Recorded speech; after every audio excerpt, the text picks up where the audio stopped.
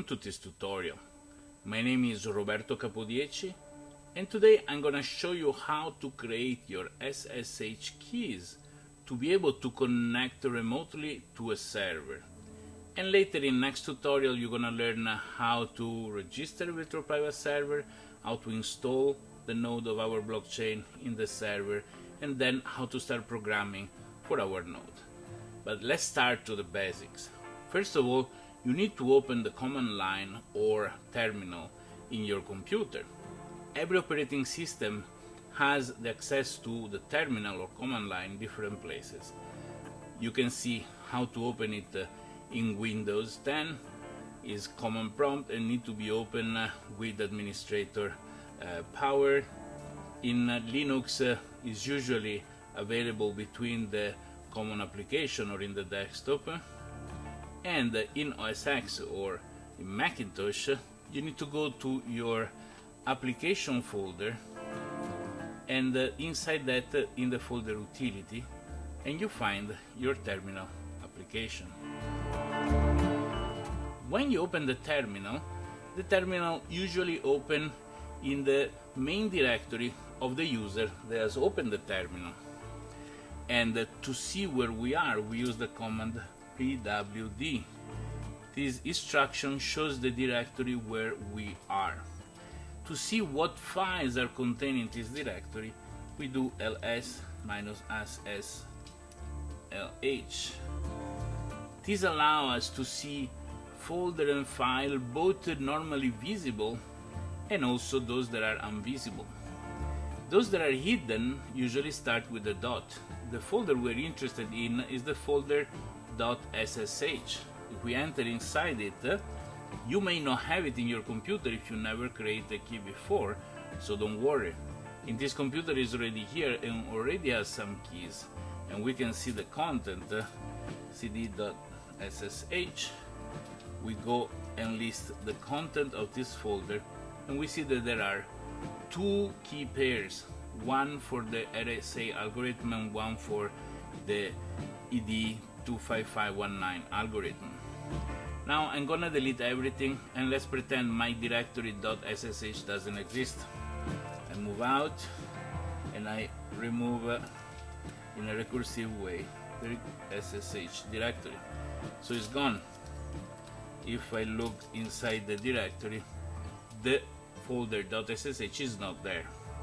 Okay, so first of all, let's create it. So the command is mkdir make dir .ssh, and this create the directory ssh.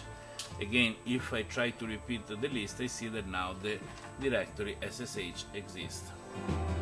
At this point, the command to create the key pairs, ssh key pairs, is ssh-keygen space -t to specify the type of the key, and then RSA, for example, if you want to create an RSA key. Let's go for the RSA key, hit enter, and now is asking where to save it. Is already choosing the directory we created, .ssh, because that's the default place for saving the file. I manually created a folder. Some of the utility in some operating system automatically create the folder for you. In other place they don't. That's why I created it manually first. I press enter, and now is asking me if I want to use a password to protect the use of these keys. So it's going to encrypt the key with the small password. What happens every time you need to use the key to authenticate your computer, you're going to be asked for the password. Because we are doing this to learn, to make things easy, I leave this field blank. But in the future, if you are creating some key that are to access important data or to decrypt important data, it's important to protect them. So I leave this empty, and this has created my RSA key. To see if the RSA key is being created, I enter the directory SSH, I list the content of the directory, and I see that the RSA key has been created. To see the content of the keys, I can use the command less. Now let's pay attention, there are two files. One file is the .pub, is the public key. The content of this file, you can share it with anybody that needs to authenticate your computer. For example, the hosting provider where we're gonna take the virtual private server to install the node. The other one, the one without extension, is your private key. So whoever has access to the file is gonna be able to log in or authenticate as you. So that's why it has to be protected very well. So if I look at the content of my public key, it's going to be a sort of blob of data. It starts identifying which is the type of key, so it says RSA, and it has a very long blob of data that is my public key. So I will need later, when we register the VPS, Virtual Private Server, to have this data that I'm highlighting. This is what we need to save on the server in order to be able to later authenticate when we try to log in. I press the Q key to get out, and now we can try to create a different kind of key. For example, an ID 25519, which is based in a core. It looks different, you're gonna see. So at this point I do SSH, too many S, keygen -t, and then I put the ID 25519. Okay, and I go through a similar process. I choose what file to save it in the same directory. I agree. I leave no password protecting this, and I create it. If I go now, I see they have another pair. One is the ID 25519 key. If I look at the content of this key, for example,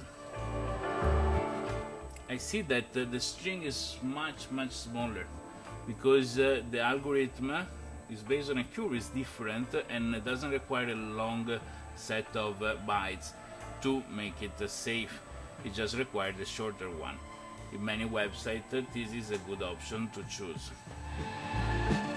Alright, so now in our directory, different for each operating system, I usually say user, username, and SSH, we have our keys. I will show you how to use them in the next tutorial. If you want to have we make a tutorial that shows how to create a key under Windows, please do so, send it to us and we're gonna publish in our channel. Stay tuned for more tutorial. You're gonna learn how to set up a node of DecBC or DecBC and how to start coding with it. Thank you very much for watching. My name is Roberto Capodieci and see you soon.